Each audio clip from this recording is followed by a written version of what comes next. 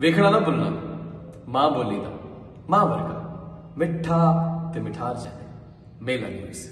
ਆਪਣੇ ਦੇਸ਼ ਪੰਜਾਬ ਦੇ ਸਾਰੇ ਰੰਗ ਘਰ ਬੈਠਿਆਂ ਵੇਖਣ ਲਈ ਮੇਲਾ ਨਿਊਜ਼ ਨੂੰ ਹੁਣੇ ਸਬਸਕ੍ਰਾਈਬ ਕਰੋ। ਰੌਣਕ ਹੋ ਜਾਉ ਛੱਟ ਵੇ ਚੱਲ ਮੇਲੇ ਨੂੰ ਚਲੀਏ ਓ ਰੌਣਕ ਹੋ ਜਾਉ ਛੱਟ ਵੇ ਚੱਲ ਮੇਲੇ ਨੂੰ ਚਲੀਏ ਮੱਲਾ ਕੱਢ ਕੁੜਦੇ ਦੇ ਵੱਟ ਵੇ ਚੱਲ ਮੇਲੇ ਨੂੰ ਚਲੀਏ ਹਾਏ ਚੱਲ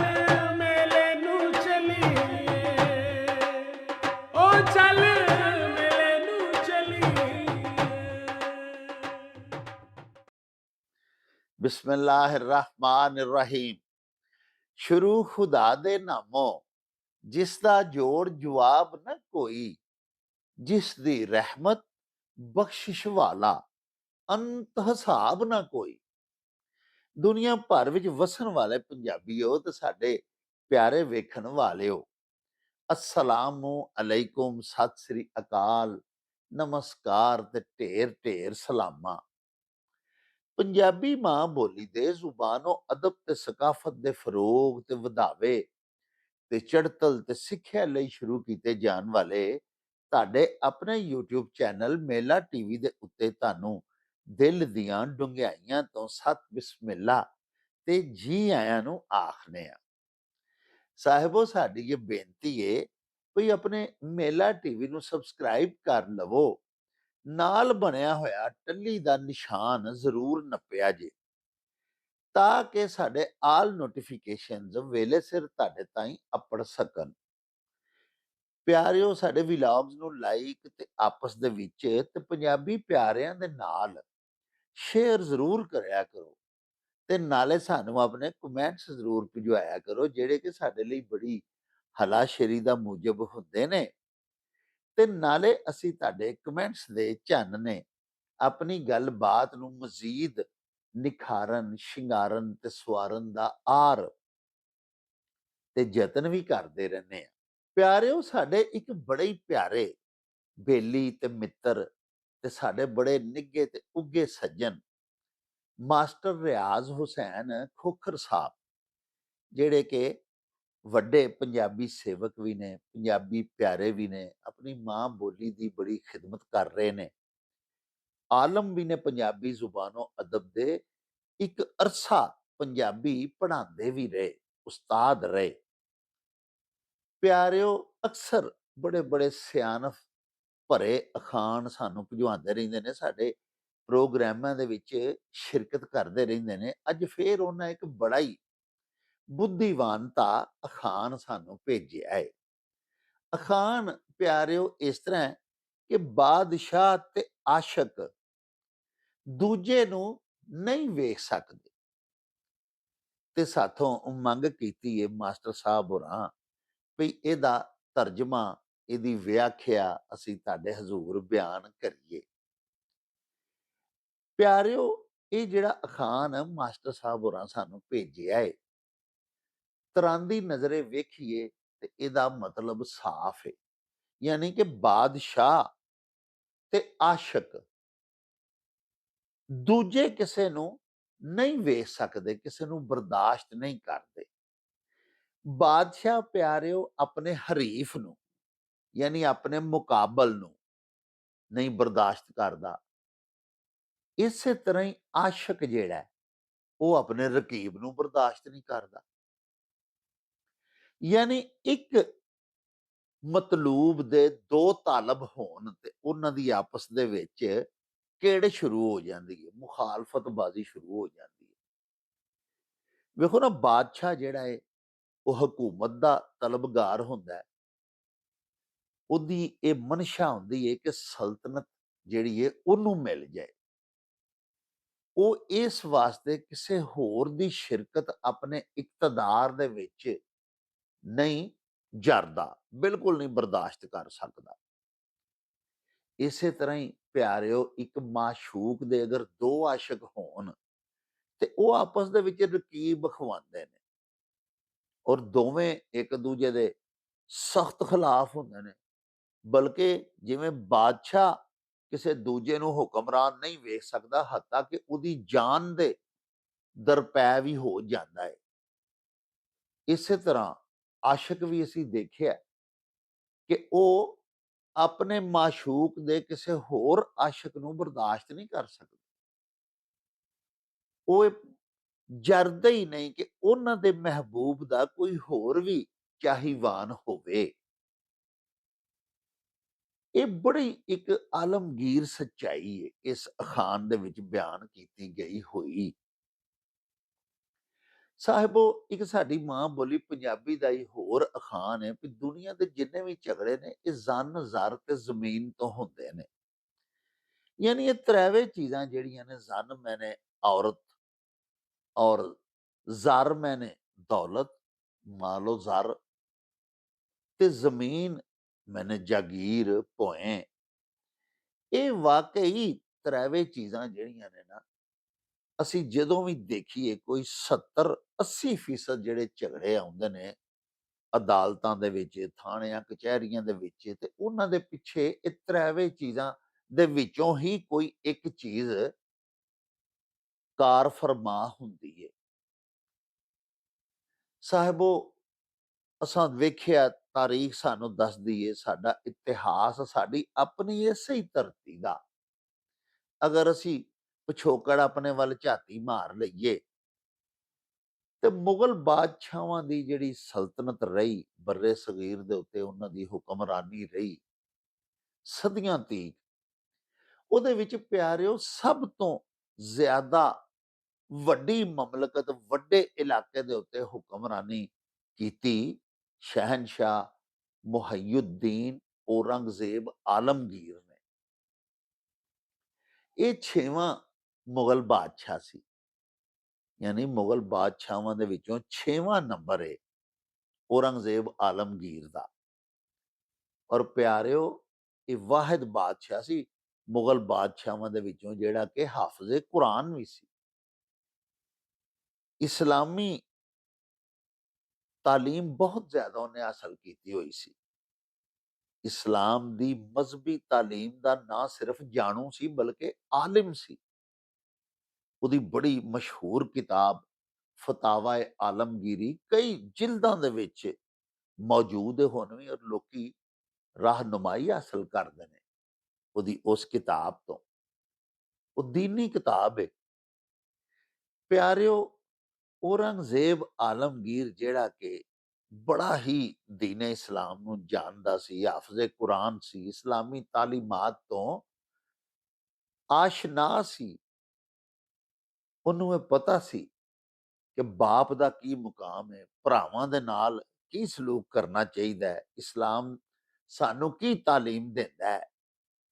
ਲੇਕਿਨ ਇਹਨਾਂ ਸਾਰੀਆਂ ਗੱਲਾਂ ਦਾ ਜਾਣੂ ਹੋਣ ਦੇ ਬਾਵਜੂਦ ਪਿਆਰਿਓ, ਤੁਸੀਂ ਜਾਣਦੇ ਹੋ ਕਿ ਹਕੂਮਤ ਦੇ ਵਾਸਤੇ, ਤਖਤ ਹਾਸਲ ਕਰਨ ਦੇ ਵਾਸਤੇ ਉਹਨੇ ਆਪਣੇ 3 ਸਕੇ ਭਰਾ ਦਾਰੁਸ਼ਕੋ, ਔਰ ਦੂਸਰਾ ਸ਼ਾਹ ਸ਼ੁਜਾ, ਔਰ ਤੀਸਰਾ ਉਹਦਾ ਸਕਾ ਭਰਾ ਮੁਰਾਦ ਬਖਸ਼, ਇਹਨਾਂ ਤਿੰਨਾਂ ਨੂੰ ਕਤਲ ਕਰ ਦਿੱਤਾ ਸੀ। ਔਰ ਆਪਣੇ ਬਾਪ ਨੂੰ ਸ਼ਾਹਜਹਾਂ ਨੂੰ ਆਗਰਾ ਕਿਲਾ ਦੇ ਵਿੱਚ ਕੈਦ ਕਰ ਦਿੱਤਾ ਸੀ। ਯਾਨੀ ਦੀਨੀ ਤਾਲੀਮ ਜਿਹੜੀ ਹੈ ਇਸਲਾਮ ਦੀ, ਉਹ ਇਹ ਨਹੀਂ ਸਬਕ ਦਿੰਦੀ ਕਿ ਹਕੂਮਤ ਹਾਸਲ ਕਰਨ ਦੇ ਵਾਸਤੇ ਇਸ ਕਦਰ ਕਤਲੇਆਮ ਕੀਤਾ ਜਾਵੇ ਕਿ ਸਕੇ ਭਰਾ ਆਪਣੇ ਖੂਨ ਜਿਹੜੇ ਨੇ ਉਹਨਾਂ ਨੂੰ ਵੀ ਨਾ ਬਖਸ਼ਿਆ ਜਾਏ। ਆਪਣੇ ਬਾਪ ਨੂੰ, ਸਕੇ ਬਾਪ ਨੂੰ, ਜਿਹੜਾ ਕਿ ਸ਼ਹਿਨशाह ਵੀ ਸੀ ਹਿੰਦ ਦਾ, ਉਹਨੂੰ ਉਹਦੀ ਜ਼ਿੰਦਗੀ ਦੇ ਵਿੱਚ ਹੀ ਮਾਜ਼ੂਲ ਕਰਕੇ, ਨਾ ਅਹਿਲ ਕਰਕੇ, ਤੇ ਉਹਨੂੰ ਕੈਦ ਕਰ ਦਿੱਤਾ ਜਾਏ। ਪਿਆਰਿਓ, ਲੇਕਿਨ ਹਕੂਮਤ ਦੇ ਵਾਸਤੇ ਇਹ ਸਾਰਾ ਕੁਝ ਔਰੰਗਜ਼ੇਬ ਨੇ ਕੀਤਾ। ਔਰੰਗਜ਼ੇਬ ਦੇ ਬਾਰੇ ਚ ਬਹੁਤ ਜ਼ਿਆਦਾ ਮੁਅਰਖੀਨ ਨੇ ਕਾਫੀ ਸਾਰੀਆਂ ਕਿਤਾਬਾਂ ਲਿਖੀਆਂ ਨੇ। ਇੱਕ ਬੰਗਾਲ ਦੇ ਮੁਅਰਖ ਨੇ, ਹਿੰਦੂ, ਸਰ ਜਾਦੂਨਾਥ ਸਰਕਾਰ, ਉਹਨਾਂ ਬੜੀ ਜ਼ਬਰਦਸਤ ਕਿਤਾਬ ਲਿਖੀ ਹੈ ਔਰੰਗਜ਼ੇਬ ਦੀ ਸਵਾਨੇ ਹਯਾਤ ਦੇ ਉੱਤੇ। ਇਸੇ ਤਰ੍ਹਾਂ ਫਰਾਂਸਿਸ ਬਰਨੀਅਰ ਇੱਕ ਪਿਆਰਿਓ ਯੂਰਪੀ ਈਸਾਈ ਮੁਅਰਖ ਹੈ, ਉਹਨੇ ਵੀ ਇੱਕ ਕਿਤਾਬ ਲਿਖੀ ਹੈ। ਇਸ ਤੋਂ ਅੱਡ ਮੁੱਲਾ ਸਾਲੇ, ਉਹਨਾਂ ਨੇ ਇੱਕ ਕਿਤਾਬ ਲਿਖੀ ਸੀ ਨੇਕ ਆਮਾਲ, ਆਮਾਲੇ ਸਾਲੇ ਜਿਹਦਾ ਨਾਂ ਸੀ। ਬਾਅਦ ਵਿੱਚ ਉਹਦਾ ਤਰਜਮਾ ਵੀ ਸ਼ਾਹਜਹਾਨ ਨਾਮਾ ਦੇ ਨਾਂ ਤੋਂ ਕੀਤਾ ਗਿਆ। ਯਾਨੀ ਕੁਝ ਤੇ ਜਿਹੜੇ ਈਸਾਈ ਜਾਂ ਐਸੇ ਮੁਸਲਿਮ ਦੁਸ਼ਮਣ ਮੁਅਰਖੀਨ ਨੇ, ਉਹਨਾਂ ਨੇ ਤੇ ਔਰੰਗਜ਼ੇਬ ਦੀ ਸਵਾਨੇ ਹਯਾਤ ਨੂੰ, ਉਹਦੇ ਦੌਰੇ ਹਕੂਮਤ ਨੂੰ ਮਸਾ ਕਰਕੇ ਤਹਿਰੀਰ ਕੀਤਾ ਹੈ। ਲੇਕਿਨ ਕੁਝ ਅਜਿਹੇ ਮੁਅਰਖੀਨ ਜਿਹੜੇ ਗੈਰ ਜਾਨਬਦਾਰ ਹੋ ਕੇ ਲਿਖਦੇ ਨੇ ਔਰ ਹਕੀਕਤ ਬਿਆਨੀ ਕੀਤੀ ਹੈ, ਜਿਨ੍ਹਾਂ ਨੇ ਤਾਰੀਖ ਦੇ ਹਵਾਲੇ ਦੇ ਨਾਲ, ਜਿਨ੍ਹਾਂ ਦੇ ਵਿੱਚ ਤੁਹਾਨੂੰ ਦੱਸਿਆ ਵੀ ਜਾਦੂਨਾਥ ਸਰਕਾਰ ਵੀ ਹਿੰਦੂ ਇੱਕ ਮੁਅਰਖ ਵੀ ਹੋਇਆ। ਉਹਨਾਂ ਨੇ ਔਰੰਗਜ਼ੇਬ ਨੂੰ ਮੁਗਲ ਬਾਦਸ਼ਾਹਾਂ ਦੇ ਵਿੱਚੋਂ ਕਾਮਯਾਬ ਤਰੀਨ ਬਾਦਸ਼ਾਹ ਕਰਾਰ ਦਿੱਤਾ ਹੈ। ਪਿਆਰਿਓ, ਗੱਲ ਹੋ ਰਹੀ ਸੀ ਕਿ ਬਾਦਸ਼ਾਹ ਤੇ ਆਸ਼ਕ ਦੂਜੇ ਨੂੰ ਬਰਦਾਸ਼ਤ ਨਹੀਂ ਕਰ ਸਕਦੇ, ਉਹਨੂੰ ਵੇਖ ਨਹੀਂ ਸਕਦੇ। ਔਰੰਗਜ਼ੇਬ ਦੀ ਗੱਲ ਹੋਈ ਤੇ ਮੈਂ ਤੁਹਾਨੂੰ ਇਹ ਤੇ ਦੱਸਿਆ ਕਿ ਉਹਨੇ ਆਪਣੇ 3 ਸਕੇ ਭਰਾ ਮਰਵਾ ਦਿੱਤੇ, ਬਾਪ ਨੂੰ ਕੈਦ ਕਰ ਦਿੱਤਾ। ਲੇਕਿਨ ਮੈਂ ਇੱਕ ਦੋ ਗੱਲਾਂ ਜ਼ਰੂਰ ਵਜ਼ਾਹਤ ਉਹਨਾਂ ਦੀ ਕਰਨਾ ਚਾਹੁੰਦਾ ਵਾਂ ਕਿ ਔਰੰਗਜ਼ੇਬ ਨੂੰ ਦੋਸ਼ ਤੇ ਬਹੁਤ ਜ਼ਿਆਦਾ ਦਿੱਤਾ ਜਾਂਦਾ ਹੈ। ਲੇਕਿਨ ਅਗਰ ਅਸੀਂ ਮੁਖਤਲਿਫ ਬੁੱਕਸ ਪੜ੍ਹੀਏ ਨਾ ਜੀ ਤਾਰੀਖ ਦੀਆਂ, ਤੇ ਇਹ ਗੱਲ ਤੇ ਬਿਲਕੁਲ ਨਿੱਤਰ ਕੇ ਸਾਹਮਣੇ ਆਉਂਦੀ ਹੈ ਕਿ ਸਾਰੇ ਭਰਾਵਾਂ ਦੇ ਵਿੱਚ ਜੰਗ ਤੇ ਇਕਤਦਾਰ ਦੀ ਹੋਈ ਸੀ ਨਾ ਜੀ, ਹਕੂਮਤ ਦੀ ਹੋਈ ਸੀ ਕਿ ਮੈਂ ਹੁਕਮਰਾਨ ਬਣਨਾ, ਅਗਲਾ ਬਾਦਸ਼ਾਹ ਮੈਂ ਬਣਨਾ, ਤਖਤ ਸ਼ਾਹੀ ਤੇ ਮੈਂ ਬੈਠਣਾ। ਲੇਕਿਨ ਇਹ ਜਿਹੜੀ ਰਸਾਕਸ਼ੀ ਸ਼ੁਰੂ ਹੋਈ, ਇਹਦਾ ਪਿਆਰਿਓ ਮੁੱਢ ਜਿਹੜਾ ਨਾ, ਇਹਦਾ ਆਗਾਜ਼ ਜਿਹੜਾ ਉਹ ਔਰੰਗਜ਼ੇਬ ਨੇ ਨਹੀਂ ਸੀ ਕੀਤਾ। ਇੱਕ ਦੋ ਗੱਲਾਂ ਮੈਂ ਇੱਥੇ ਜ਼ਰੂਰ ਵਾਜ਼ੇ ਕਰਨੀਆਂ ਚਾਹਨਾ। ਦੇਖੋ ਨਾ, ਔਰੰਗਜ਼ੇਬ ਜਿਹੜਾ ਹੈ ਉਹ ਦੱਕਨ ਦਾ ਸੂਬੇਦਾਰ ਸੀ। ਇਸੇ ਤਰ੍ਹਾਂ ਸ਼ਾਹ ਸ਼ੁਜਾ ਬੰਗਾਲ ਦਾ ਸੂਬੇਦਾਰ ਸੀ ਤੇ ਹਾਕਮ ਸੀ। ਸ਼ਾਹਜਹਾਨ ਬਾਦਸ਼ਾਹ ਜਿਹੜਾ ਕਿ ਇਹਨਾਂ ਦਾ ਬਾਪ ਸੀ, ਉਹਨੇ ਅਹਿਮਦਾਬਾਦ ਤੇ ਗੁਜਰਾਤ ਦਾ ਹੁਕਮਰਾਨ ਆਪਣੇ ਪੁੱਤਰ ਮੁਰਾਦ ਬਖਸ਼ ਨੂੰ ਬਣਾਇਆ ਹੋਇਆ ਸੀ। ਆਗਰੇ ਦੇ ਵਿੱਚ ਬਾਦਸ਼ਾਹ ਦੇ ਕੋਲ ਉਹਦਾ ਸਭ ਤੋਂ ਵੱਡਾ ਪੁੱਤਰ ਦਰ ਸ਼ੁਕੋ ਸੀ। ਬਾਦਸ਼ਾਹ ਸ਼ਾਹਜਹਾਨ ਬਿਮਾਰ ਹੋ ਗਿਆ। ਮੁਸ਼ਾਵਰਤ ਬਾਦਸ਼ਾਹ ਦੀ ਲਈ ਜਾਂਦੀ ਸੀ, ਲੇਕਿਨ ਮੁਖਤਲਿਫ ਮੁਅਰਖੀਨ ਲਿਖਦੇ ਨੇ ਵੀ ਹੁਕਮ ਜਿਹੜਾ ਅਮਲੀ ਤੌਰ ਦੇ ਉੱਤੇ ਉਹ ਦਰ ਸ਼ੁਕੋ ਦਾ ਹੀ ਚੱਲਦਾ ਸੀ। ਦਰ ਸ਼ੁਕੋ ਜਿਹੜਾ ਸੀ ਉਹ ਆਪਣੇ ਵੱਲੋਂ ਅਜਿਹੇ ਅਹਕਾਮਾਤ ਵੀ ਸਾਦਰ ਕਰਦਾ ਰਹਿੰਦਾ ਸੀ ਜਿਹੜੇ ਉਹਦੇ ਸਕੇ ਭਰਾਵਾਂ ਨੂੰ ਕਬੂਲ ਤੇ ਮਨਜ਼ੂਰ ਨਹੀਂ ਸਨ। ਮਸਲਨ ਮਾਲਵੇ ਦੀ ਜਾਗੀਰ ਜਿਹੜੀ ਹੈ ਨਾ ਜੀ, ਉਹ ਔਰੰਗਜ਼ੇਬ ਨੂੰ ਅਤਾ ਕੀਤੀ ਹੋਈ ਸੀ ਬਾਦਸ਼ਾਹ ਨੇ, ਉਹਨੇ ਉਹ ਕੈਂਸਲ ਕਰ ਦਿੱਤਾ ਹੁਕਮ।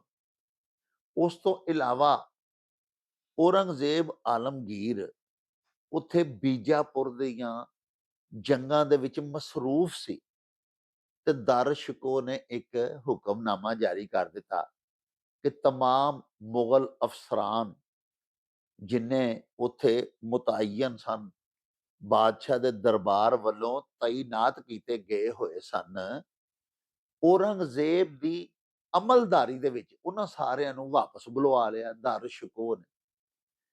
ਔਰ ਬੀਜਾਪੁਰ ਦੀ ਮੁਹਿੰਮ ਜਿਹੜੀ ਕਿ ਸਰ ਕਰਨ ਦੇ ਕਰੀਬ ਸੀ, ਔਰੰਗਜ਼ੇਬ ਜਿਸ ਵੇਲੇ ਹੁਕਮਨਾਮਾ ਦਰਬਾਰੇ ਸ਼ਾਹੀ ਤੋਂ ਮੌਸੂਲ ਹੋਇਆ, ਖਤ ਆਇਆ ਵੀ ਸਾਰੇ ਅਹਮ ਤਰੀਨ ਉਮਾਰਾ ਜਿਹੜੇ ਕਿ ਮੁਗਲ ਸ਼ਹਿਨਸ਼ਾਹ ਦੇ ਹੁਕਮ ਨਾਲ ਇੱਥੇ ਤਾਇਨਾਤ ਕੀਤੇ ਗਏ ਹੋਏ ਨੇ, ਸਾਰੇ ਵਾਪਸ ਆ ਜਾਣ। ਤੇ ਪਿਆਰਿਓ, ਉਹ ਬੀਜਾਪੁਰ ਦੀ ਮੁਹਿੰਮ ਜਿਹੜੀ ਹੈ ਨਾ, ਉਹ ਛੱਡਣੀ ਪਈ, ਉਹ ਜੰਗ ਖਤਮ ਕਰਨੀ ਪਈ ਔਰੰਗਜ਼ੇਬ ਨੂੰ। ਉਹਦੀ ਸ਼ਿਕਸਤ ਤੇ ਨਹੀਂ ਹੋਈ, ਲੇਕਿਨ ਉਹਨੂੰ ਇੰਤਹਾਈ ਨਦਾਮਤ ਉਠਾਣੀ ਪਈ, ਕਿਉਂਕਿ ਉਹਦੇ ਸਾਰੇ ਉਮਰਾ, ਉਹਦੀਆਂ ਬਾਹਾਂ ਜਿਹੜੇ ਸਨ ਅਫਸਰਾਨ ਤੇ ਜੰਗਜੂ ਹਾਕਮ, ਉਹਦੇ ਸਾਲਾਰ, ਉਹ ਸਾਰੇ ਵਾਪਸ ਬੁਲਵਾ ਲਏ ਦਾਰੁ ਸ਼ਕੂਨ। ਇੱਥੋਂ ਜਿਹੜਾ ਨਾ ਜੀ ਆਗਾਜ਼ ਵੱਜ ਗਿਆ, ਮੁੱਢ ਵੱਜ ਗਿਆ।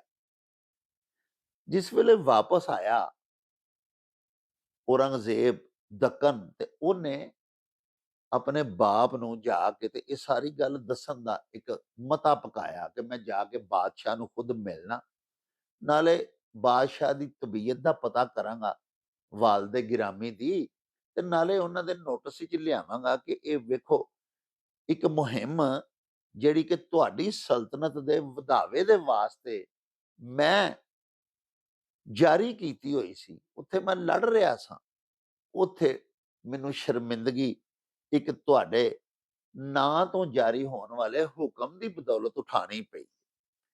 ਪਿਆਰਿਓ, ਜਿਸ ਵੇਲੇ ਔਰੰਗਜ਼ੇਬ ਵਾਪਸ ਆ ਰਿਹਾ ਸੀ ਨਾ ਜੀ, ਦਰਬਾਰੇ ਸ਼ਾਹੀ ਵੱਲ ਨੂੰ ਜਾ ਰਿਹਾ ਸੀ, ਉਦੋਂ ਪਹਿਲੇ ਸ਼ਾਹ ਸ਼ੁਜਾ, ਉਹ ਵੀ ਤੁਹਾਡੀ ਖਿਦਮਤ ਵਿੱਚ ਅਰਜ਼ ਕੀਤਾ ਹੈ ਕਿ ਸ਼ਾਹਜਹਾਨ ਦਾ ਬੇਟਾ ਸੀ ਤੇ ਬੰਗਾਲ ਦਾ ਹੁਕਮਰਾਨ ਸੀ, ਉਹਦੀ ਤੇ ਦਰ ਸ਼ਕੋ ਦੀ ਜੰਗ ਹੋ ਚੁੱਕੀ ਸੀ ਤਖਤ ਸ਼ਾਹੀ ਦੇ ਹਸੂਲ ਦੇ ਵਾਸਤੇ, ਜਿਹਦੇ ਵਿੱਚ ਸ਼ਾਹ ਸ਼ੁਜਾ ਨੂੰ ਸ਼ਿਕਸਤ ਹੋਈ ਔਰ ਉਹ ਤੇ ਵਾਪਸ ਚਲਾ ਗਿਆ। ਉਹਨੇ ਸੁਲ੍ਹਾ ਵੀ ਕਰ ਲਈ ਬਾਅਦ ਵਿੱਚ ਦਰ ਸ਼ਕੋ ਦੇ ਨਾਲ।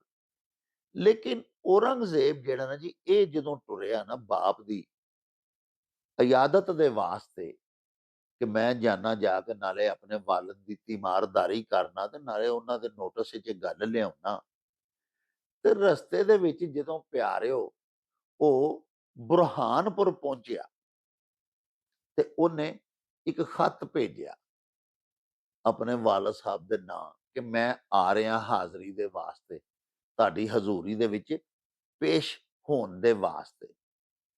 ਤੇ ਪਿਆਰਿਓ ਕੋਈ ਮਹੀਨਾ ਤੋਂ ਵੀ ਉੱਤੇ ਟਾਈਮ ਲੰਘ ਗਿਆ ਤੇ ਉਹਨੂੰ ਖਤ ਦਾ ਜਵਾਬ ਹੀ ਨਹੀਂ ਆਇਆ। ਉਹ ਫਿਰ ਰਸਤੇ ਦੇ ਵਿੱਚ ਅਹਿਮਦਾਬਾਦ ਆਪਣੇ ਭਰਾ ਮੁਰਾਦ ਬਖਸ਼ ਕੋਲ ਗਿਆ, ਉਹਨੂੰ ਵੀ ਨਾਲ ਰਲਾਇਆ ਤੇ ਦੋਵੇਂ ਟੁਰ ਪਏ। ਇਸ ਦੌਰਾਨ ਜਿਹੜੇ ਬਾਦਸ਼ਾਹ ਦੇ ਦਰਬਾਰ ਦੇ ਵਿੱਚ ਆਗਰੇ, ਯਾਨੀ ਆਗਰਾ ਜਿਹੜਾ ਬਾਦਸ਼ਾਹ ਦਾ ਦਰਬਾਰ ਸੀ, ਉਹਦੇ ਵਿੱਚ ਜਿੰਨੇ ਵੀ ਔਰੰਗਜ਼ੇਬ ਦੇ ਨਾਲ ਵਫਾ ਰੱਖਣ ਵਾਲੇ ਅਮਾਲ ਸਨ, ਹੁਕਮਰਾਨ ਸਨ, ਮੁਸਾਹਿਬੀਨ ਸਨ, ਉਹਨਾਂ ਨੂੰ ਵੀ ਫੜ ਕੇ ਅੰਦਰ ਦੇ ਦਿੱਤਾ ਹੋਇਆ ਸੀ ਦਰ ਸ਼ਕੋ ਨੇ। ਉਹਨਾਂ ਦੇ ਵਿੱਚੋਂ ਇੱਕ ਬੰਦੇ ਨੂੰ ਰਿਹਾਈ ਮਿਲੀ ਤੇ ਉਹ ਵੀ ਔਰੰਗਜ਼ੇਬ ਨੂੰ ਮਿਲਣ ਦੇ ਵਾਸਤੇ ਟੁਰ ਪਿਆ, ਤੇ ਰਸਤੇ ਦੇ ਵਿੱਚ ਆ ਕੇ ਉਹ ਵੀ ਰਲ ਗਿਆ ਔਰ ਉਹਨੇ ਆ ਕੇ ਔਰੰਗਜ਼ੇਬ ਨੂੰ ਸਾਰੀਆਂ ਮੁਹੱਲਾਤੀ ਸਾਜ਼ਿਸ਼ਾਂ ਬਾਰੇ ਆਗਾਹ ਕੀਤਾ ਕਿ ਇਹ ਹੋ ਰਿਹਾ ਤੁਹਾਡੇ ਖਿਲਾਫ, ਮਹਿਲ ਦੇ ਵਿੱਚ ਜਿਹੜਾ ਤੁਹਾਡਾ ਨਾਂ ਵੀ ਲੈਂਦਾ ਨਾ ਦਰਬਾਰੇ ਸ਼ਾਹੀ ਦੇ ਵਿੱਚ, ਵੱਡੇ ਸ਼ਹਿਜ਼ਾਦਾ ਦਰ ਸ਼ਕੋ ਉਹਨੂੰ ਫੜ ਕੇ ਤੇ ਕੈਦ ਕਰ ਦਿੰਦੇ। ਔਰ ਮੁਸਲਿਮ ਜਿੰਨੇ ਮੁਸਾਹਿਬੀਨ ਨੇ ਉਹਨਾਂ ਨੂੰ ਖੁੱਡੇ ਲੈਣ ਲਾ ਦਿੱਤਾ ਹੋਇਆ। ਔਰ ਜ਼ਿਆਦਾ ਕਿਉਂਕਿ ਸੂਫੀ ਮਨਸ਼ ਵੀ ਸੀ ਦਰ ਸ਼ਕੋ, ਉਹਦੇ ਤੇ ਇਹ ਵੀ ਪਿਆਰਿਓ ਇਲਜ਼ਾਮ ਹੈ ਕਿ ਉਹ ਅਕਬਰ ਵਾਂਗੂ ਨਾ ਜੀ ਸੈਕੂਲਰ ਹਕੂਮਤ ਕਾਇਮ ਕਰਨਾ ਚਾਹੁੰਦਾ ਸੀ। ਅਕਬਰ ਸਾਨੀ ਵੀ ਉਹਨੂੰ ਆਖਿਆ ਜਾਂਦਾ ਹੈ। ਚੁਨਾਚਾ ਉਹਨੇ ਆਪਣੇ ਆਲੇ ਦੁਆਲੇ ਸਾਰੇ ਜਿਹੜੇ ਨਾ ਜੀ ਵੱਡੇ ਵੱਡੇ ਸਿੱਖ ਜਰਨੈਲ ਕਮਾਂਡਰ ਆਪਣੇ ਨਾਲ ਰਲਾ ਕੇ ਤੇ ਰੱਖੇ ਸਨ, ਉਹਨਾਂ ਨੂੰ ਉਹਨੇ ਅਹੁਦੇ ਦਿੱਤੇ, ਆਪਣੇ ਨਾਲ ਮਿਲਾ ਲਿਆ ਹਕੂਮਤ ਹਾਸਲ ਕਰਨ ਦੇ ਵਾਸਤੇ, ਜਿਨ੍ਹਾਂ ਦੇ ਵਿੱਚ ਰਾਏ ਜਸਵੰਤ ਸਿੰਘ ਸਨ, ਇੱਕ ਰਾਏ ਸਤਰ ਸਿੰਘ ਸਨ, ਇੱਕ ਰਾਮ ਸਿੰਘ ਜੀ ਸਨ। ਇਹ ਅਹੁਦੇਦਾਰਾਂ ਸਨ ਦਰਬਾਰ ਦੇ, ਨਾਲੇ ਕਮਾਂਡਰ ਸਨ ਮੁਗਲਾਂ ਦੀ ਫੌਜ ਦੇ। ਇਹਨਾਂ ਤੇ ਜ਼ਿਆਦਾ ਇਤਮਾਦ ਕਰਦਾ ਸੀ ਦਰ ਸ਼ਕੋ।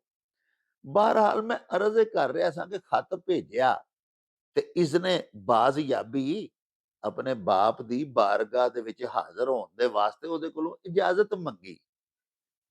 ਬੁਰਹਾਨਪੁਰ ਸਟੇ ਕਰਕੇ ਔਰੰਗਜ਼ੇਬ ਨੇ ਲਸ਼ਕਰ ਉਹਦੇ ਨਾਲ ਸੀ, ਲੇਕਿਨ ਉਹਨੂੰ ਮਹੀਨਾ ਪੂਰਾ ਤੁਹਾਨੂੰ ਅਰਜ਼ ਕੀਤੀ ਹੈ ਜਵਾਬ ਹੀ ਨਾ ਆਇਆ। ਉਹ ਫਿਰ ਦਿਬਾਲਪੁਰ ਵੱਲ ਨੂੰ ਟੁਰ ਪਿਆ, ਉਹਨੇ ਨਾਲ ਇਹਨੂੰ ਰਲਾ ਲਿਆ ਆਪਣੇ ਭਰਾ ਦੂਜੇ ਸਕੇ ਨੂੰ ਮੁਰਾਦ ਬਖਸ਼ ਨੂੰ। ਉਹਨੂੰ ਵੀ ਦੱਸਿਆ ਵੀ ਹੈ ਸਾਜ਼ਿਸ਼ਾਂ ਮੁਹੱਲੇ ਮਹੱਲ ਦੇ ਵਿੱਚ ਹੋ ਰਹੀਆਂ ਨੇ, ਤੇ ਆਓ ਚਲੀਏ ਚੱਲ ਕੇ ਬਾਦਸ਼ਾਹ ਸਲਾਮਤ ਦੇ ਨਾਲ ਗੱਲ ਤੇ ਕਰੀਏ ਨਾ।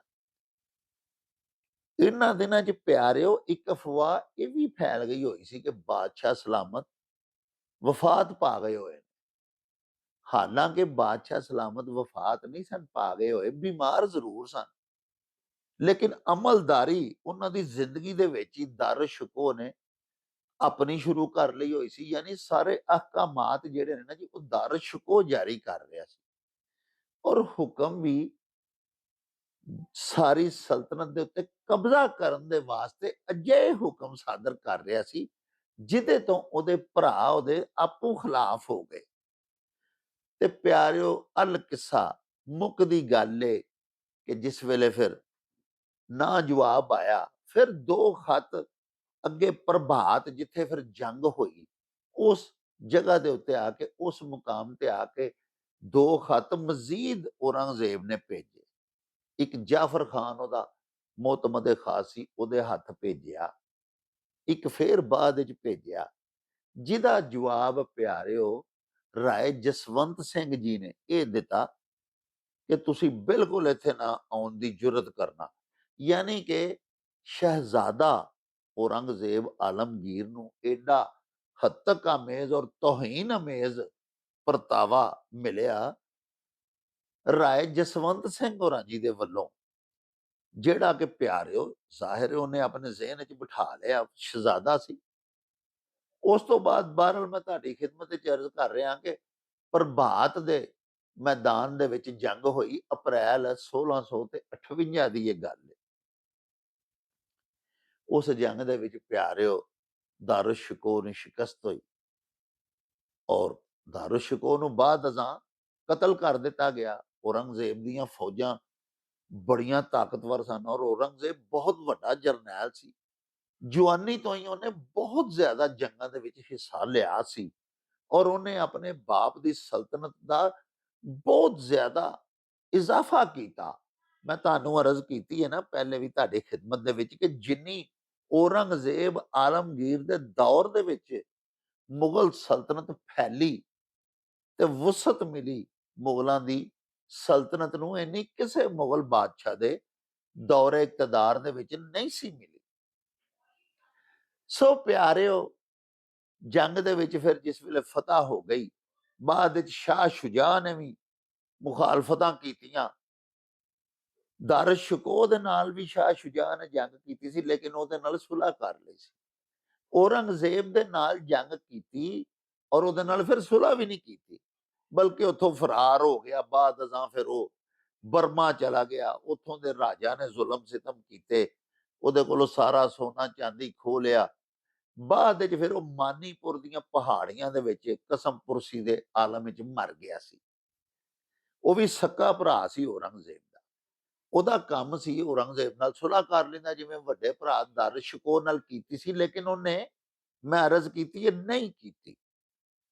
ਬਾਅਦ ਵਿੱਚ ਫਿਰ ਜਿਹੜਾ ਉਹਦਾ ਭਰਾ ਮੁਰਾਦ ਬਖਸ਼ ਸੀ, ਜਿਹੜਾ ਕਿ ਉਹਦਾ ਇਤਿਹਾਦੀ ਵੀ ਸੀ, ਉਹਦੇ ਨਾਲ ਟੁਰ ਕੇ ਜਾ ਕੇ ਉਹਨੇ ਜੰਗ ਲੜੀ ਦਰ ਸ਼ੁਕੋ ਦੇ ਨਾਲ, ਔਰ ਫਿਰ ਇਕਤਦਾਰ ਹਾਸਲ ਹੋ ਗਿਆ ਔਰੰਗਜ਼ੇਬ ਨੂੰ। ਪਿਆਰਿਓ, ਉਸ ਔਰੰਗਜ਼ੇਬ ਨੇ ਆਪਣੇ ਭਰਾ ਮੁਰਾਦ ਬਖਸ਼ ਦੇ ਉੱਤੇ ਵੀ ਕਤਲ ਦਾ ਇੱਕ ਇਲਜ਼ਾਮ ਲਗਾ ਕੇ ਤੇ ਉਹਨੂੰ ਵੀ ਫਾਂਸੀ ਦੇ ਛੱਡੀ।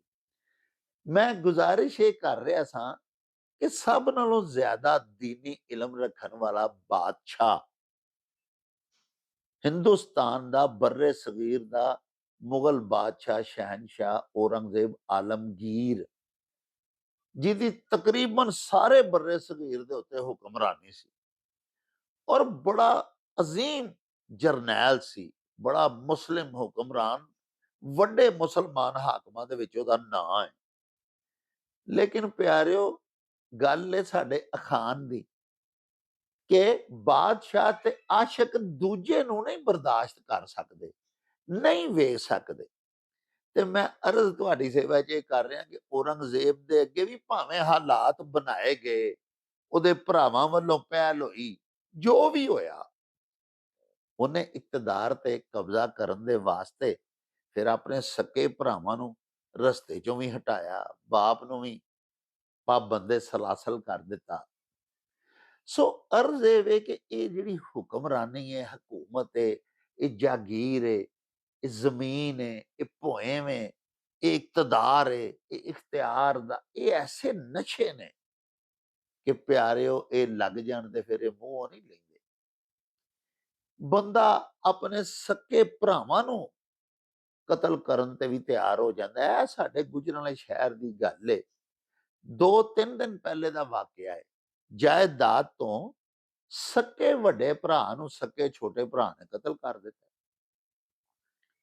ਬਾਅਦ ਵਿੱਚ ਅਸੀਂ ਖਬਰਾਂ 'ਚ ਵੇਖਦੇ ਹਾਂ ਜੀ, ਖੂਨ ਸਫੈਦ ਹੋ ਗਿਆ, भाई के हाथों भाई का कत्ल, ते ये ते वो। प्यारियो ये आफाकी सच्चाइयां। एक बादशाह सके भरा दूजे नूं भी अपने इकतदार च शरीक नहीं करता। हालांकि जिड्डी वड्डी मुगलों की सल्तनत सी, मुख्तलिफ इलाके चारे भरा आपस च वंड लेंदे, एक नूं सुप्रीम कमांडर बना लेंदे ते वेला तां भी टप जाना सी। लेकिन ਕਿਉਂਕਿ ਜਿਹੜਾ ਤਖਤ ਸ਼ਾਹੀ ਦੇ ਉੱਤੇ ਕਾਬਜ਼ ਹੋ ਜਾਂਦਾ ਹੈ, ਉਹਨੂੰ ਇਹ ਹਰ ਵੇਲੇ ਧੁਖਤ ਹੀ ਲੱਗੀ ਰਹਿੰਦੀ ਹੈ ਕਿ ਮੇਰੇ ਭਰਾ ਨੇ ਕਿਸੇ ਵੇਲੇ ਵੀ ਬਗਾਵਤ ਕਰ ਦੇਣੀ ਹੈ ਔਰ ਮੇਰੇ ਕੋਲੋਂ ਇਕਤਦਾਰ ਛੀਨਣ ਦੀ ਕੋਸ਼ਿਸ਼ ਕਰਨੀ ਹੈ। ਇਸ ਵਾਸਤੇ ਉਹ ਆਉਣ ਵਾਲੇ ਜਿਹੜੇ ਖਦਸ਼ਾਤ ਤੇ ਖਤਰਾਤ ਹੁੰਦੇ ਨੇ, ਉਹਨਾਂ ਨੂੰ ਵੀ ਜੜੋਂ ਮੁਕਾਉਣ ਵਾਸਤੇ ਐਸੇ ਸਾਰੇ ਭਾਵੇਂ ਸਕੇ ਭਰਾ ਹੋਣ, ਭਾਵੇਂ ਬੜੇ ਕੋਈ ਮੁਤਮਦ ਖਾਸ ਵੀ ਹੋਣ, ਲੇਕਿਨ ਜਦੋਂ ਸ਼ੱਕ ਪੈ ਜਾਂਦਾ ਨਾ ਕਿ ਇਹ ਮੇਰੀ ਹਕੂਮਤ ਕਿਸੇ ਵੇਲੇ ਵੀ ਛੀਨ ਸਕਦਾ, ਖੋ ਸਕਦਾ, ਪਿਆਰਿਓ ਫਿਰ ਉਹਨਾਂ ਨੂੰ ਰਸਤੇ 'ਚੋਂ ਹਟਾਉਣ ਦੇ ਮਨਸੂਬੇ ਬਣਾਉਣ ਲੱਗ ਪੈਂਦੇ ਨੇ। ਇਸੇ ਤਰ੍ਹਾਂ ਹੀ ਇਹ ਇਸ਼ਕ ਮਸ਼ੂਕੀ ਦਾ ਵੀ ਹਾਲ ਹੈ। ਹੁਣ ਇੱਕ ਬੰਦਾ ਜਿਹੜਾ ਨਾ ਜੀ, ਉਹ ਜੀ ਜਾਨ ਤੋਂ ਕਿਸੇ ਦੇ ਉੱਤੇ ਫਿਦਾ ਹੋ ਗਿਆ ਹੈ, ਉਹ ਇਹ ਬਰਦਾਸ਼ਤ ਨਹੀਂ ਕਰ ਸਕਦਾ ਕਿ ਮੇਰਾ ਮਹਿਬੂਬ ਜਿਹੜਾ ਉਹ ਆਪਣਾ ਪਿਆਰ ਮੇਰੇ ਨਾਲ ਵੀ ਕਰੇ ਤੇ ਕਿਸੇ ਹੋਰ ਨੂੰ ਵੀ ਵਿੱਚ ਸ਼ਰੀਕ ਰਲਾ ਲਵੇ। ਇਹਦੇ 'ਚ ਰਲਤ ਜਿਵੇਂ ਇਕਤਦਾਰ 'ਚ ਬਰਦਾਸ਼ਤ ਨਹੀਂ, ਇਸੇ ਤਰ੍ਹਾਂ ਹੀ ਪਿਆਰਿਓ ਪਿਆਰ ਦੇ ਵਿੱਚ ਵੀ ਕਿਸੇ ਕਿਸਮ ਦੀ ਸ਼ਰਾਕਤਦਾਰੀ ਕੋਈ ਨਹੀਂ ਬਰਦਾਸ਼ਤ ਕਰਦਾ, ਕੋਈ ਜਾਰੀ ਨਹੀਂ ਸਕਦਾ। ਚੁਨਾਚਾ ਜ਼ਨ ਜ਼ਰ ਤੇ ਜ਼ਮੀਨ, ਇਹ ਤਰੇ ਅਜਿਹੀਆਂ ਚੀਜ਼ਾਂ ਨੇ ਜਿਨ੍ਹਾਂ ਤੋਂ ਝਗੜੇ ਹੁੰਦੇ ਆਏ, ਕਤਲੋ ਗਾਰਤਗਰੀ ਹੁੰਦੀ ਆਈ। ਬਲਕਿ ਸਾਡੀ ਜਿਹੜੀ ਇਤਿਹਾਸ ਮੁਸਲਿਮ ਤਾਰੀਖ ਹੈ ਜਿਹੜੀ ਅਸੀਂ ਪੜ੍ਹਨੇ ਆ, ਉਹਦੇ ਵਿੱਚ ਤੇ ਅਸੀਂ ਦੇਖਦੇ ਹਾਂ ਕਿ ਹਜ਼ਰਤ ਆਦਮ अलैहिस्सलाम ਜਿਹੜੇ ਕਿ ਇਨਸਾਨਾਂ ਦੇ ਜੱਦ ਸਨ, तमाम ਇਨਸਾਨੀਅਤ ਸਾਡੇ ਮਜ਼ਹਬ ਦੀ ਰੂਹ ਨਾਲ ਹਜ਼ਰਤ ਆਦਮ ਤੋਂ ਚੱਲੀ ਹੈ ਨਾ ਜੀ। ਤੇ ਉਹਨਾਂ ਦੇ ਹੀ ਇੱਕ ਪੁੱਤਰ ਨੇ ਦੂਜੇ ਸਕੇ ਭਰਾ ਆਪਣੇ ਨੂੰ ਕਤਲ ਕਰ ਦਿੱਤਾ ਸੀ ਭੈਣ ਦੇ ਨਾਲ ਸ਼ਾਦੀ ਕਰਨ ਦੇ ਵਾਸਤੇ, ਕਿਉਂਕਿ ਉਦੋਂ ਇਨਸਾਨ ਤੇ ਜ਼ਿਆਦਾ ਹੈ ਨਹੀਂ ਸਨ ਤੇ ਭਰਾ ਦੀ ਭੈਣ ਨਾਲ ਹੀ ਸ਼ਾਦੀ ਹੁੰਦੀ ਸੀ। ਸੋ ਪਿਆਰਿਓ, ਦੁਨੀਆ ਦਾ ਸਭ ਤੋਂ ਪਹਿਲਾ ਕਤਲ ਜਿਹੜਾ ਹੋਇਆ ਉਹ ਵੀ ਔਰਤ ਤੋਂ ਹੋਇਆ, ਔਰ ਇਕਤਦਾਰ ਤੋਂ, ਜ਼ਮੀਨ ਤੋਂ, ਜਗੀਰ ਤੋਂ ਵੀ ਕਤਲੇਆਮ ਹੁੰਦੇ ਹੀ ਆਏ। ਦੁਨੀਆ ਦੇ ਉੱਤੇ ਏਡੀਆਂ ਏਡੀਆਂ ਵੱਡੀਆਂ ਜੰਗਾਂ ਹੋਈਆਂ, ਹੁਕਮਰਾਨੀ ਉਹਨਾਂ ਦੇ ਪਿੱਛੇ ਸੀ ਨਾ ਜੀ, ਦਰ ਪਰਦਾ ਤੇ ਖੁਆਸ਼ ਤੇ ਹਸੂਲ ਦਾ ਇਹ ਹੀ ਸੀ ਨਾ ਜੀ ਕਿ ਮੈਨੂੰ ਇਹ ਇਕਤਦਾਰ ਮਿਲ ਜਾਏ, ਇਸ ਮੁਲਕ ਤੇ ਵੀ ਮੇਰਾ ਕਬਜ਼ਾ ਹੋ ਜਾਏ, ਇਹ ਖਿੱਤਾ ਵੀ ਮੇਰੇ ਜ਼ੇਰੇ ਤਸੱਲਤ ਆ ਜਾਏ। ਤੇ ਜਦੋਂ ਵੀ ਕੋਈ ਜੰਗ ਹੁੰਦੀ ਸੀ, ਉਹਦੇ ਪਿੱਛੇ ਪਿਆਰਿਓ ਹਸੂਲੇ ਇਕਤਦਾਰ, ਖਜ਼ਾਨਾ ਮਿਲੇਗਾ, ਬਹੁਤ ਸਾਰਾ ਏਰੀਆ ਮਜ਼ੀਦ ਮੇਰੀ ਹੁਕਮਰਾਨੀ ਦੇ ਵਿੱਚ ਆ ਜਾਏਗਾ। ਇਹਨਾਂ ਚੀਜ਼ਾਂ ਦਾ ਇਹ ਹਵਸ ਔਰ ਇਹ ਖਵਾਹਿਸ਼ਾਂ ਦੁਨਿਆਵੀ ਜਿਹੜੀਆਂ ਨੇ, ਇਹ ਪਿਆਰਿਓ ਬੰਦਿਆਂ ਨਾਲ ਲੜਾਉਂਦੀਆਂ ਰਹੀਆਂ ਔਰ ਇਨਸਾਨਾਂ ਦਾ ਬੇਬਹਾ ਖੂਨ ਬਹਾਇਆ ਗਿਆ। ਚੰਗੇਜ਼ ਖਾਨ, ਤੈਮੂਰ, ਹੋਰ ਬਹੁਤ ਸਾਰੇ ਬੜੇ ਬੜੇ ਵੱਡੇ ਹੁਕਮਰਾਨ ਜਿਹੜੇ ਨੇ, ਤੁਸੀਂ ਦੇਖ ਲਵੋ ਉਹਨਾਂ ਦੀਆਂ ਸਵਾਨੇ ਹਾਏ ਹਯਾਤ ਅਸੀਂ ਜਦੋਂ ਪੜ੍ਹਨੇ ਆ ਤੇ ਪਿਆਰਿਓ ਸਾਡੇ ਸਾਹਮਣੇ ਇਹੋ ਹੀ ਚੀਜ਼ਾਂ ਹੁੰਦੀਆਂ ਨੇ ਨਾ ਕਿ ਹਸੂਲੇ ਇਕਤਦਾਰ ਦੇ ਵਾਸਤੇ ਉਹਨਾਂ ਕਿਸ ਕਦਰ ਖੂਨ ਰੇਜ਼ੀਆਂ ਕੀਤੀਆਂ। ਇਹ ਜਿਹੜਾ ਅਖਾਣ ਅੱਜ ਸਾਨੂੰ ਮਾਸਟਰ ਸਾਹਿਬ ਹੋਰਾਂ ਭਿਜਵਾਇਆ ਸੀ ਨਾ ਜੀ, ਇਹਦਾ ਵੀ ਇਹੀ ਮਤਲਬ ਹੈ ਕਿ ਬਾਦਸ਼ਾਹ ਔਰ ਆਸ਼ਿਕ ਦੂਜੇ ਨੂੰ ਨਹੀਂ ਵੇਖ ਸਕਦੇ। ਬਾਦਸ਼ਾਹ, ਮੈਂ ਅਰਜ਼ ਕੀਤੀ, ਆਪਣੇ ਹਰੀਫ ਨੂੰ ਔਰ ਆਸ਼ਿਕ ਆਪਣੇ ਰਕੀਬ ਨੂੰ ਕਿਸੇ ਸੂਰਤ ਨਹੀਂ ਜਰ ਸਕਦਾ, ਬਰਦਾਸ਼ਤ ਹੀ ਨਹੀਂ ਕਰ ਸਕਦਾ। ਪਿਆਰਿਓ, ਇਹ ਫਾਨੀ ਦੁਨੀਆ ਦੇ ਹਸੂਲ ਦੇ ਵਾਸਤੇ ਇਨਸਾਨੀ ਫਿਤਰਤ ਹੀ ਅਜਿਹੀ ਬਣ ਗਈ ਹੋਈ ਹੈ ਕਿ ਬੰਦਾ ਇਹੋ ਹੀ ਕਰਦਾ ਆ ਰਿਹਾ ਜੋ ਇਸ ਅਖਾਣ 'ਚ ਦੱਸਿਆ ਗਿਆ ਹੋਇਆ ਹੈ। ਹਾਲਾਂਕਿ ਰੂਹਾਨੀ ਤੌਰ ਦੇ ਉੱਤੇ ਜਿਹੜੇ ਲੋਕ ਮਜ਼ਬੂਤ ਸਨ, ਅੱਲਾਹ ਪਾਕ ਦੇ ਨੇਕ ਬੰਦੇ ਜਿਹੜੇ ਇਸ ਧਰਤੀ ਤੇ ਆਏ, ਪਿਆਰਿਓ, ਉਹਨਾਂ ਨੇ ਬਾਦਸ਼ਾਹੀਆਂ ਦੇ ਉੱਤੇ ਲੱਤ ਵੀ ਕੱਢ ਮਾਰੀ, ਤਖਤ ਸ਼ਾਹੀ ਛੱਡ ਕੇ ਉਹ ਵੀਰਾਨਿਆਂ ਵੱਲ ਟੁਰ ਗਏ, ਜੰਗਲ ਵੱਲ ਨਿਕਲ ਗਏ, ਬਨਬਾਸ ਕਬੂਲ ਕਰ ਲਿਆ, ਲੇਕਿਨ ਭਰਾਵਾਂ ਨਾਲ ਜੰਗਾਂ ਨਹੀਂ ਕੀਤੀਆਂ।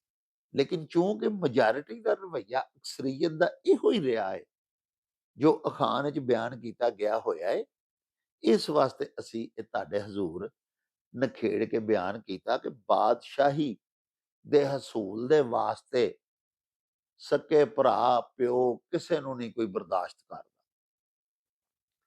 ਪਿਆਰਿਓ, ਦੂਜਾ ਅਖਾਣ ਸਾਡੇ ਬੜੇ ਹੀ ਪਿਆਰੇ ਮਿੱਤਰ ਤੇ ਸਾਡੇ ਵੀਰ ਤੇ ਸਾਡੇ ਪਰਮਾਨੈਂਟ ਵਿਊਅਰ ਜਨਾਬ ਜ਼ਾਹਿਦ ਕੁਰੈਸ਼ੀ ਸਾਹਿਬ ਨੇ ਅਮਰੀਕਾ ਤੋਂ ਭੇਜਿਆ ਹੈ।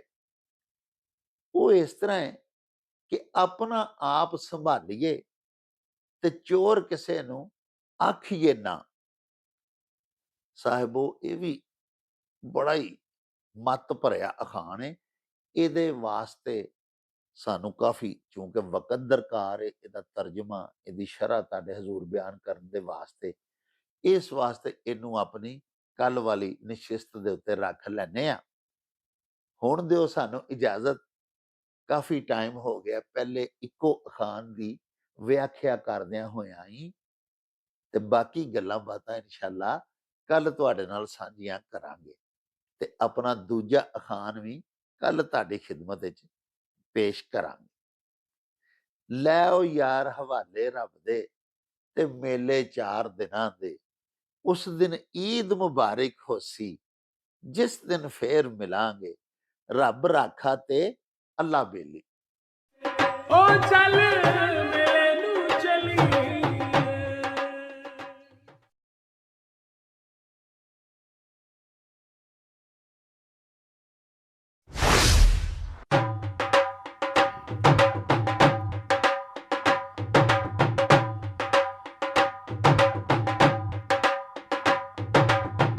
ਰੌਣਕ ਹੋ ਜਾਊ ਛੱਟ ਵੇ, ਚੱਲ ਮੇਲੇ ਨੂੰ ਚਲੀਏ। ਓ ਰੌਣਕ ਹੋ ਜਾਊ ਛੱਟ